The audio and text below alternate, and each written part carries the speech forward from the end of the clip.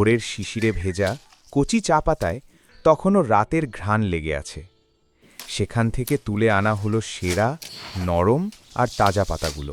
তারপর বাঁশের পাতিলে করে হালকা সিদ্ধ করে নেওয়া হলো পাতাগুলোকে। সেদ্ধ হওয়ার পর কিছুটা শুকিয়ে গেলে এগুলোকে একটি বাঁশের ঝুড়িতে সারা রাত রেখে দেওয়া হলো।